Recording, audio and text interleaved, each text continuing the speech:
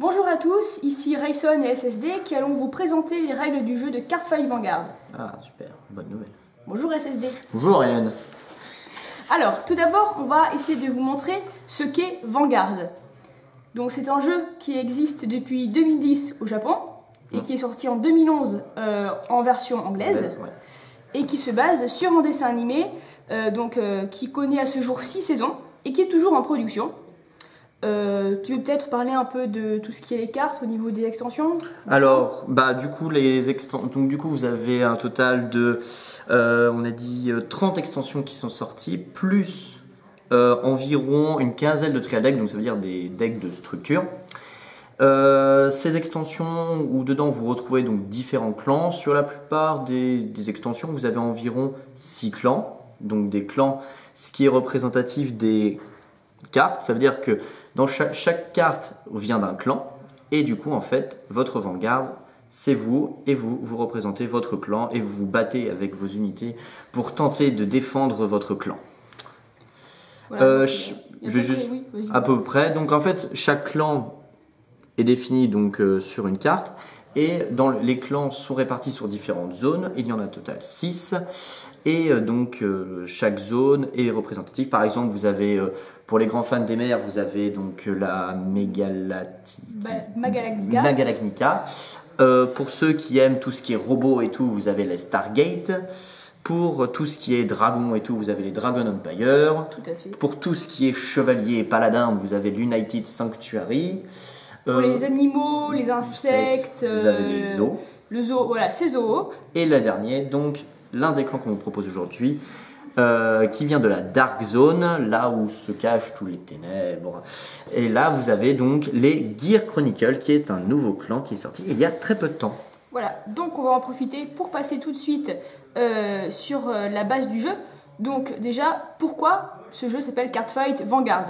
Eh bien tout d'abord, puisque le Vanguard que vous voyez ici, donc voilà, vous voyez qu'il y a un V qui veut dire Vanguard, représente votre avatar sur une planète différente qui s'appelle Cré. Et donc c'est cet avatar que vous allez faire évoluer tout au long du jeu et par lequel vous allez pouvoir gagner ou perdre, évidemment. Voilà. Donc en fait le but c'est que durant chaque tour de joueur, vous allez devoir faire évoluer votre Vanguard afin qu'il soit plus fort et ainsi tenter de gagner la partie. Ok, donc vous voyez que on a tout d'abord, on va commencer en fait avec un grade 0. Donc voilà, en haut à gauche vous voyez votre grade. Et donc le grade maximum de votre Vanguard, c'est le grade 3. Donc à chaque début de tour, vous allez pouvoir performer ce qu'on appelle le raid et mettre un grade supérieur sur votre Vanguard, depuis votre main. Alors, sachant que, voilà, on a 1, 2 et 3, et que chaque tour, vous ne pouvez le faire évoluer votre Vanguard qu'une seule fois. Enfin, vous, de base, vous faites évoluer qu'une seule fois, donc vous êtes, comme disait Hélène, grade 0. Ensuite, votre premier tour, vous évoluez au grade 1. Ensuite, le joueur adverse fait pareil. Ensuite, à votre deuxième tour de jeu, vous évoluez au grade 2. Et ensuite, c'est votre adversaire, et ensuite, vous évoluez au grade 3. Voilà, donc ça c'est pour la phase, donc les phases de raid au début du tour. Sachant que ce jeu, comme beaucoup de TCG, commence avec 5 cartes en main. Au début de chaque tour, vous piochez une carte, donc vous performez le raid, et derrière, vous pouvez appeler des unités qui vont aider votre Vanguard dans la partie. En fait, le but du jeu, c'est que vous ayez votre Vanguard, que vous allez devoir à la fois défendre avec vos unités, donc votre Vanguard, on va imaginer qu'il est ici, hop, vous évoluez. Le but, c'est qu'à la fois vous arriviez à attaquer votre adversaire de façon assez puissante, mais en même temps, en essayant de vous défendre. Parce que le but, c'est de protéger, mais aussi d'attaquer pour tenter de bien sûr gagner la partie. En effet, donc vous voyez ici cette zone qui s'appelle la damage zone, donc la zone de dommage, qui peut contenir au maximum 6 cartes. Et vous perdez quand vous recevez le 6e dommage. Sachant que le dommage ne peut arriver que sur le Vanguard. Exactement. Les dommages que vous prenez ne sont considérés que sur le Vanguard. Ça veut dire que quand imaginons, rearguard ici est détruit, il n'est pas envoyé dans la dommage jaune comme on pourrait imaginer, ou vous prenez un dommage. Non, il va directement dans ce qu'on définit la drop zone ou le cimetière pour ceux qui connaissent d'autres sortes de TCG. Voilà. Alors, peut-être au niveau de... Pour call ce qu'on appelle call, donc appeler les rearguards, vous ne pouvez appeler les rearguards que selon le grade de votre Vanguard. Si vous êtes au grade 1, vous n'allez pouvoir appeler que des rearguards de grade 1 ou moins depuis votre main. Donc par exemple, là nous avons un Vanguard qui est de grade 1. Ça veut dire que je peux call un grade 2. Eh bien, d'après ce que je t'ai dit, évidemment, non. D'accord. Il va falloir que tu attendes de ride le grade 2, donc au tour 2. Ou grade 3. Ou grade 3, évidemment, pour pouvoir call ton grade 2. Donc ça veut dire que pour avoir des unités d'un certain niveau sur votre terrain, il faut que les unités que vous invoquez en rearguard soient d'un niveau égal ou inférieur à votre Vanguard, pour pas qu'ils se sentent déstabilisés, bien sûr. Bien entendu. On peut peut-être parler des capacités spéciales de chaque grade. Bien. Donc les grades 1 et les grades 0 ont chacun Attends, je vais juste te le montrer à la caméra. Je montre juste voilà. Un petit symbole que vous voyez ici. Donc la petite flèche juste sous le 0 et juste sous le 1 qui signifie que ces unités ont la capacité de booster, donc donner de la puissance enfin, elles sont situées à l'arrière. Donc la plupart du temps, elles sont situées à l'arrière.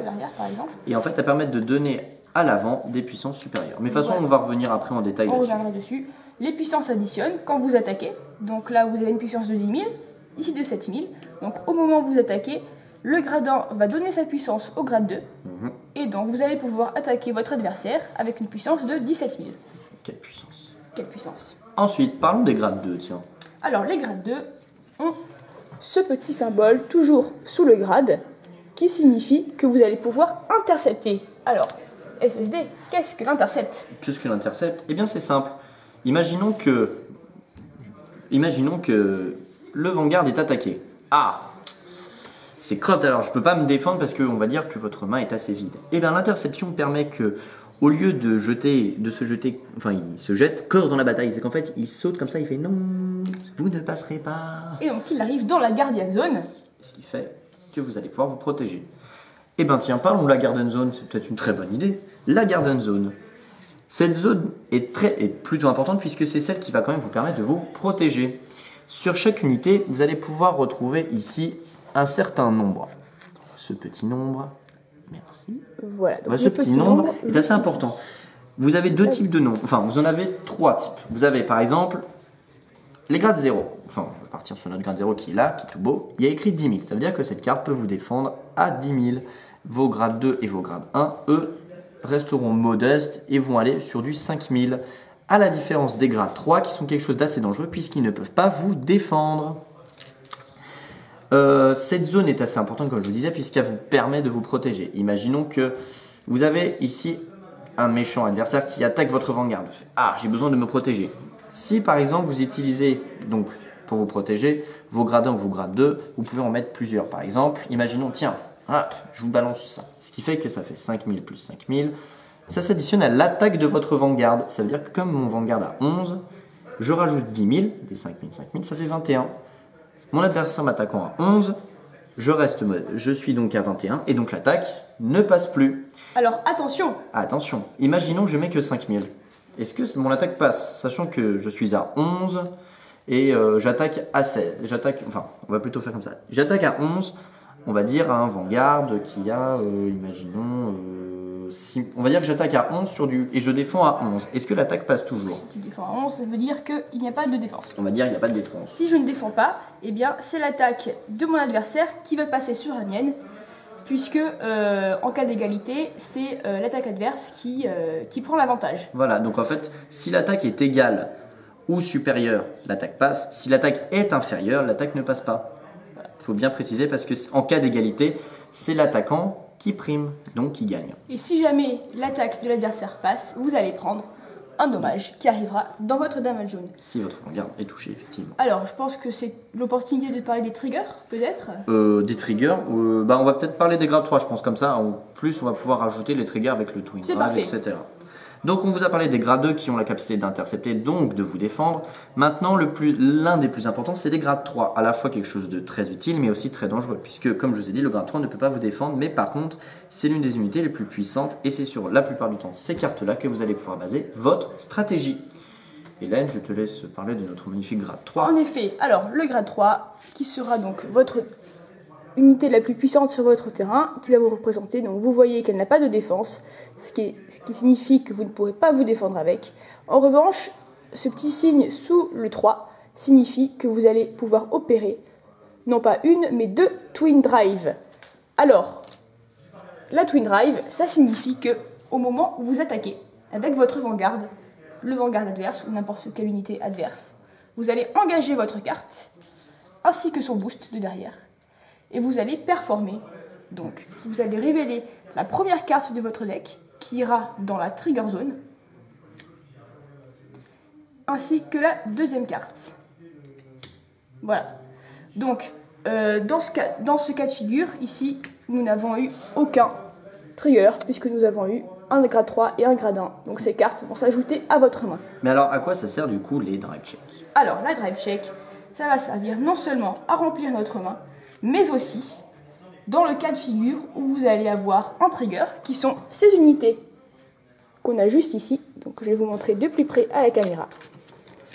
Alors, vous en avez 4 différentes. Vous avez tout d'abord le Heal Trigger, que vous repérez à son petit carré vert, ici en haut à droite, qui va vous permettre, au moment où il est drive check, de vous soigner un dommage si vous avez un nombre supérieur ou égal de dommages à celui de votre adversaire. Ensuite, nous avons le Critical Trigger, qui permettra d'infliger un dommage supplémentaire à votre adversaire. Ensuite, le Stand Trigger, qui permettra de relever une carte déjà inclinée, donc un rearguard, afin d'attaquer une deuxième fois. Et enfin, le Draw Trigger, qui vous permettra de piocher une carte au moment où vous la checkez. Donc en fait, ces triggers sont activables à 2 moments. Le premier moment, c'est comme a dit Hélène, quand vous attaquez avec votre Vanguard. Donc, par contre, comme Hélène a défini, quand vous attaquez, vous engagez. Ce qui veut dire que vous déclarez l'attaque. C'est pas hop, j'attaque. Non, c'est vous engagez votre unité, ce qui définit quelle attaque. Donc, on va dire que j'attaque avec mon magnifique Vanguard. On va revoir les règles, sachant que nous avons appris le boost. Ça veut dire que je rajoute 5000 à mon Vanguard qui a 11, ça fait que je fais une attaque à 16 000. Imaginons mon adversaire a un Vanguard à 11 000, ça veut dire que mon attaque passe. Imaginons, dans un cas de figure, je récupère les petites cartes, que mon adversaire dit « Eh bien non, je rajoute cette carte pour me défendre ». Ça veut dire que là, il est à 11, plus les 10 000 de shield, ça nous fait donc 21. Crotte. Hélène, mon attaque ne passe plus. Mais que va-t-il se passer alors?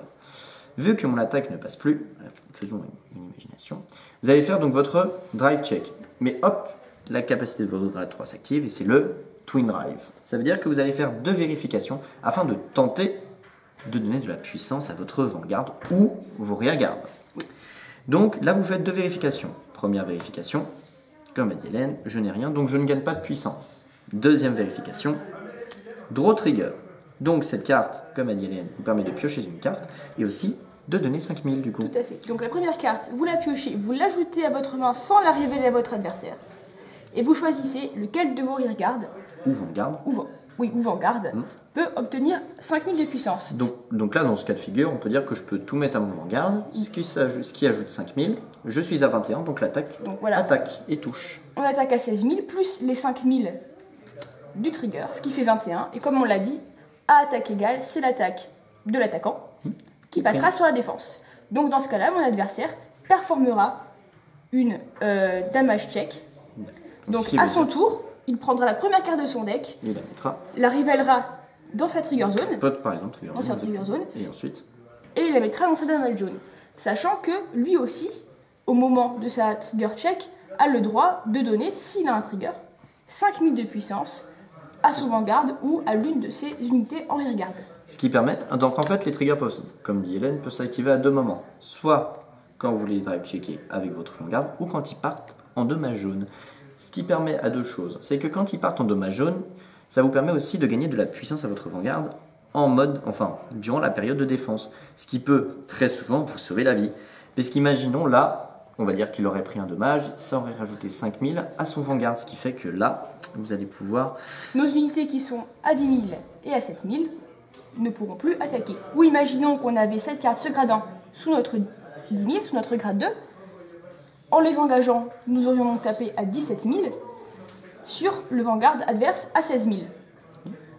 Dans le cas où mon adversaire n'aurait pas eu de trigger, il serait toujours donc à 11 000 pour défendre, donc aurait dû défausser 10 000 de défense pour empêcher l'attaque de passer et donc de prendre un autre dommage. Dans le cas où il a laissé passer l'attaque et qu'il a eu un trigger et donc a eu l'opportunité de donner 5 000 à son vanguard, il défendra donc à 16 000 devant mon 17 000, ce qui fera qu'il ne pourra se permettre de ne défausser que 5 000 de défense depuis sa main. Exactement. Donc ça veut dire, imaginons, tiens, je place un grade 1 ou un grade 0 pour me défendre. Hop, ça s'additionne et tout va bien. Et tout va très bien. Donc on en est là. Donc comme on vous a dit, dès que votre vanguard a été touché 6 fois, donc vous avez pris 6 dommages dans votre dommage jaune, vous avez perdu. C'est bien comme ça. Donc hop, imaginons que vous avez 5 dommages. 1, 2, 3, 4, 5. Si votre vanguard se fait toucher une 6e fois, il prend un 6e dommage. Et là, c'est la mort. Vous avez perdu la partie de vanguard. Donc on a expliqué tout. Nous avons donc pour revenir sur les principales zones. La garden zone pour vous défendre. Tout à fait. Où vous mettez les cartes depuis votre main. Ou les grades 2 qui peuvent intercepter depuis la front row. Donc la front row, c'est ce qu'on appelle c'est la zone qui est devant et qui va pouvoir attaquer. Voilà. Parce que si vous appelez votre grade 2 ici, elle ne pourra pas venir devant. Voilà. Ensuite, vous aviez donc, comme a dit Hélène, la front row, donc les rearguards plus votre vanguard, qui est donc ici. Votre vanguard ne bougera pas, ce qui vous permettra donc d'avoir votre unité qui évolue. Ensuite, les rearguards mais back row, ça veut dire qu'ils sont derrière, qui vous permettent de booster. Petite précision, vous ne pouvez pas donc booster avec les grades 2, mais vous ne pouvez pas faire comme ça en vous disant je booste là et j'attaque. Je précise quand même, parce que c'est déjà arrivé une fois, on me l'a déjà fait. Et sachant que les grades 1 peuvent quand même attaquer s'ils sont placés devant. Exactement. Ils n'ont pas qu'une capacité de boost, s'ils sont en front row, ils peuvent quand même attaquer. Bien sûr. Et même un grade 1 peut booster un grade 1. Et un grade 1 peut tout à fait booster un grade 1. Il n'y a pas de problème. Un grade 0 peut booster un grade 1, même si son niveau est inférieur, ça ne change rien. Donc ensuite, nous avons donc notre drop zone, là où vont les cartes qui sont envoyées en garden pour protéger, ou qui sont quand vos unités sur votre terrain disparaissent.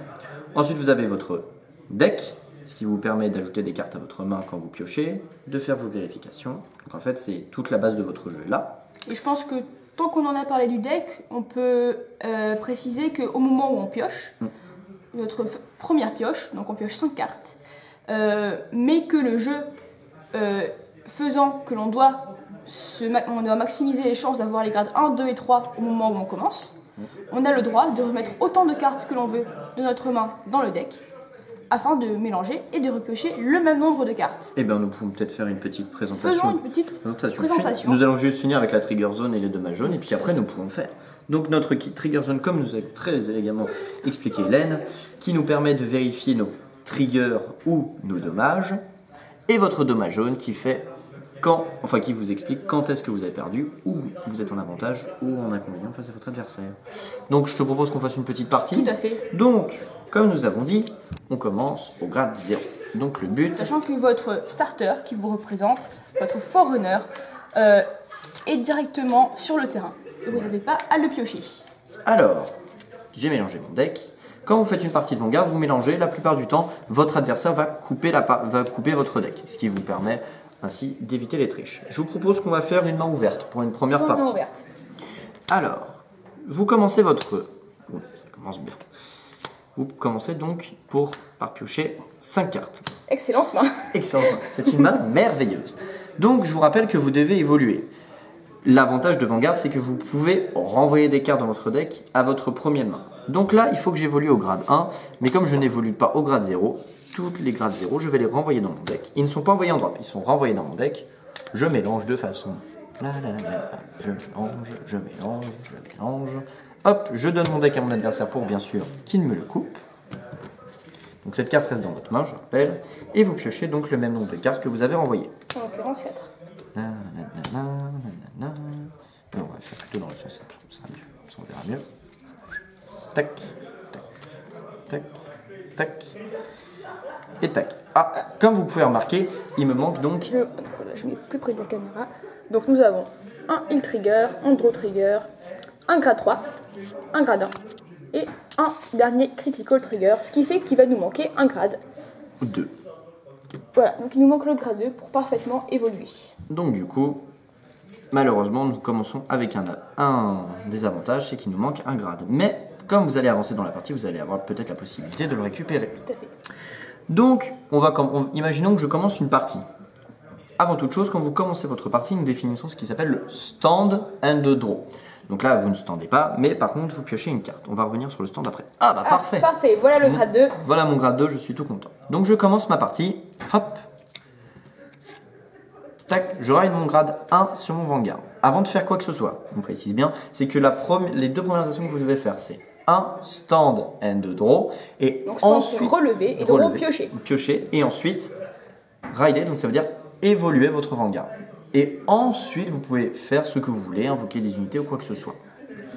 Sachant que notre grade 0 a une capacité spéciale de Forerunner. Forerunner, bon, on va expliquer le Forerunner. Donc le Forerunner, en fait, ce qui fait que c'est la capacité bien précise des grades 0, enfin de certains grades 0, je précise, qui fait que votre grade 0 va pouvoir bouger dans un cercle rearguard. Ça veut dire que là, je le mets ici, mais je peux très bien le mettre ici, le mettre là, où je veux. Il va juste là. Petite précision, Hélène, je pense qu'il serait intéressant de dire, c'est que les unités qui sont call en rearguard ne peuvent pas bouger, sauf dans leur colonne. Tout à fait. À partir du moment où vous choisissez de mettre votre grade 0 ici, vous ne pourrez pas le bouger ici ou ici. Il faut donc choisir sagement là où vous voulez le mettre par rapport à ce que vous pensez. Exactement. Par exemple, le plus logique. Imaginons, je ne vais pas le faire, mais je vais call un grade 0 ici. Je peux, autant de fois que je veux par tour, faire ça, le faire bouger, même si, imaginons, j'ai une unité ici, je peux interchanger, il n'y a pas de souci. Alors n'oublions pas que c'est en main phase et non pas... En main phase, oui, il faut préciser. Mais par contre, je n'ai pas le droit de faire ça, ou de faire ça. C'est dans la même colonne, ça ne bouge pas. C'est ça. C'est pour ça qu'une unité qui est derrière le Vanguard ne peut pas bouger du tout, puisqu'elle ne peut pas s'interchanger avec votre Vanguard, ce qui est logique, mais par contre, vous ne pouvez pas non plus aller là, ni là, ni là, ni là. Voilà. Donc, comme c'est moi qui ai commencé dans notre présentation, je n'ai pas le droit d'attaquer. Donc du coup, je termine mon tour. Mon adversaire fait également la même chose. On va dire imaginons qu'il va rider grade 1. Et donc là, mon adversaire va m'attaquer. Tac, il me fait une attaque à 6000 sur mon Vanguard à 8000. Donc du coup, ça ne passe pas, n'est-ce pas? Tout à fait. Mais mon adversaire va effectuer sa drive check qui va lui permettre, s'il révèle un trigger, de donner 5000 à son Vanguard et ainsi de passer sur mon Vanguard et donc de m'infliger un dommage. Voilà. Donc du coup, on va faire sur la présentation, on va imaginer que nous prenons donc un dommage pour vous montrer comment c'est. Donc le dommage, vous prenez donc la carte du dessus de votre deck, elle est ici. Il n'y a pas de trigger. Pas de trigger, il n'y a pas de puissance bonus qui est donnée à une unité et donc elle part en damage zone. Voilà. Donc mon adversaire étant attaqué, c'est à mon tour. Donc je stand et je draw. J'adore les mains comme ça. Donc j'ai draw, donc ensuite je ride. Hop, j'évolue. Tac. À la différence du grade 0, comme on vous a dit, là il n'y a pas de capacité Forerunner, c'est-à-dire qu'il ne va pas bouger là, il reste derrière. Il faut préciser que ce qui est en dessous du Vanguard s'appelle ce qu'on appelle la soul. La soul, donc l'esprit, ce qui permet souvent d'activer certaines capacités, quoi que ce soit. Donc comme c'est mon deuxième tour de jeu, sachant que j'ai commencé, j'ai la capacité cette fois d'attaquer. Et de call des rearguards. Mais dans ce cas-là, on n'a quand même pas une très bonne main vu qu'on n'a que des triggers qu'on va de préférence garder en main afin de se défendre plus tard dans la partie pour éviter de prendre des dommages. Exactement, parce que votre deck est constitué, enfin vous pouvez aller maximum dans votre deck, un maximum 16 triggers. C'est obligatoirement 16 triggers. Vous ne pouvez pas aller plus loin, vous ne pouvez pas en mettre 17, 15, 13. C'est obligatoirement, vous devez avoir 16 triggers dans votre deck. Donc là, je vais attaquer, Hélène, tiens. Sachant que, peut-être petite précision, on a 16 triggers, on peut mettre 4 unités maximum. Par exemple, cette unité-là, vous allez pouvoir la mettre en 4 fois maximum. mais vous allez pouvoir jouer d'autres draw triggers si vous le souhaitez. S'il existe, S'il existe d'autres draw triggers. Ou des En revanche, les heal triggers ne peuvent être représentés que 4 fois dans le deck et non pas plus. Voilà. Vous ne pouvez pas avoir 2 heals différents 4 fois. Vous devez avoir, vous pouvez mettre par exemple 4 fois le heal différent, mais vous pouvez avoir que 4 heals dans vos decks. Voilà. Vous êtes obligé. Je vais rentrer en phase d'attaque. Donc du coup, je vais booster et attaquer le Vanguard. Qui fait combien du coup? 9 plus 5, ça fait 14. Donc j'attaque à 14 le Vanguard adverse. Sachant qu'il est à 6. L'attaque passe. L'attaque passe déjà de base. Et en plus, je vais pouvoir faire une drive check puisque c'est mon Vanguard qui va attaquer. Alors l'adversaire peut toujours choisir s'il souhaite de garder depuis sa main. Sachant que s'il avait donc, un shield comme ça, un bouclier à 10 000, il pourrait choisir de la mettre dans sa Guardian Zone. Donc on additionne 10 000 plus 6 000 qui font 16 000. Donc dans ce cas-là, l'attaque de mon Vanguard ne passerait pas. Pour l'instant. Alors, est-ce que tu peux performer ta drive check, voir si l'attaque passerait? Ah, très bien. Donc voilà, nous avons un trigger. C'est un draw trigger. Donc en l'occurrence, on va pouvoir choisir de donner 5 000 à une unité. Donc logiquement à notre Vanguard, puisque nous passerons donc de 14 à 19. Et qu'ainsi, notre attaque sera supérieure à celle de mon adversaire, et donc il obtiendra un dommage. Et en plus de ça, puisque c'est un gros trigger, on peut piocher une carte qui s'ajoute à notre main. Exactement. Donc ça, c'est dans notre main. Celle-ci va dans... Les deux cartes vont dans notre main. Donc ça, c'est la carte que j'ai piochée, celle-ci s'ajoute à ma main. Donc du coup, ça ne fait que 16. Je suis donc maintenant à 19, donc cette carte était dans ma main, je précise. Ça fait donc 19, donc l'attaque passe, donc mon adversaire va prendre un dégât. Donc lui aussi, à son tour, performe. Alors, il va pouvoir stand, parce qu'on va enfin pouvoir expliquer ce que le stand, c'est-à-dire, hop, toutes vos unités rearguard se relèvent. Également, il va pouvoir aider, tac, son grade 2. Ensuite, également attaquer, Donc, imaginons que mon adversaire a fait ça, nous allons pouvoir expliquer le grade 3. Donc là, pareil, je stand et je draw. Tac. Donc, je vais choisir une carte de ma main et je vais la rider. Je vais choisir par exemple cette unité. Tac. Je ride. Ensuite, on peut choisir d'appeler des unités. Donc cette fois, je peux. Le faire. Je vais par exemple call cette unité ici. Donc on le pouvait avant aussi, mais on n'avait pas énormément de choix en main. Ouais. Puisqu'on avait vraiment que des triggers et un grade 3 qu'on allait garder pour la suite. Et là, ensuite, on va dire, j'imagine, tac. Il est peu conseillé d'appeler les triggers, mais bon, pour le bien de la vidéo, on va faire comme ça. Donc ensuite, je vais imaginer, tiens, je vais attaquer son Vanguard avec un rearguard. Ça veut dire que là, je suis à 10, boosté par 4, ça nous fait donc 14. Sachant que son Vanguard est à 9000. Donc ça nous fait donc du 14 sur du 9000. C'est-à-dire qu'il va devoir mettre 10 000 de défense. Donc imaginons, hop, 10 000 de défense, tac, ça fait 19, donc l'attaque ne passe pas. Et comme c'est un rearguard, je n'ai pas de drive check, donc l'attaque est sûre de ne pas passer. Et la carte de défense va directement en drop zone. En drop zone, on va la mettre en drop zone, tiens, pas de pique. Ensuite, je vais attaquer avec mon Vanguard, là je suis à 5 plus 10, ça nous fait 15. Imaginons la sorte d'une garde, je fais donc cette fois 2 vérifications. Exactement. Voici la première, je n'ai rien. Un grade 1. Voici la deuxième, je n'ai rien. Un deuxième grade 1. Voilà. Donc tout va dans ma main, mon adversaire prend un dommage et la partie continue de cette façon. De cette façon. Et ensuite, mon adversaire raid grade 3 et c'est ainsi que les parties se font. Donc comme vous avez pu remarquer, c'est à la fois il faut que vous défendiez avec des cartes de votre main et à la fois vous réussissiez à attaquer votre adversaire. C'est bien ça. Voilà. Alors sachant que y a peut-être une zone qu'on n'a pas expliquée, qu'on pourra expliquer prochainement. Oui, tiens. La G-Zone. La G-Zone. Donc comme on vous a dit, il y a exactement un total de 6 saisons qui sont sorties. Donc les 5 premières saisons sont sorties sur le thème basique de la série, donc avec les héros principaux. Et depuis quelques temps, vous avez les nouvelles générations qui sont sorties, qui sont les Generations. Et les Generations sont la génération, donc c'est les nouvelles générations de Vanguard qui vient d'arriver. Donc, la G-Zone, ça veut dire la Generation Zone, vous permet d'invoquer des grades 4. Parce qu'il faut avouer, nous vous avons menti tout à l'heure. Il y a des cartes bien plus puissantes que votre grade 3, c'est les grades 4. Sauf que ces cartes-là ne restent qu'un tour sur le terrain.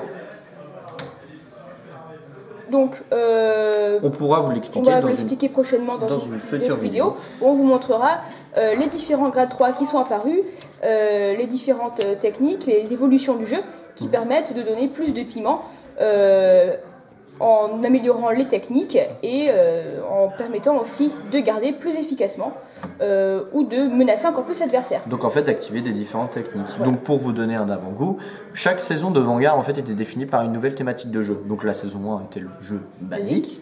Ensuite à la saison 2 vous avez eu tout ce qu'on définit par les limit break. Donc c'est des petits signes qui sont marqués ici. Voilà, donc vous voyez à la saison... LB4 veut dire limit break 4 et on vous expliquera ce que ça signifie. Exactement. Pareil, là une nouvelle thématique de LB, pareil, sauf qu'avec des effets supplémentaires.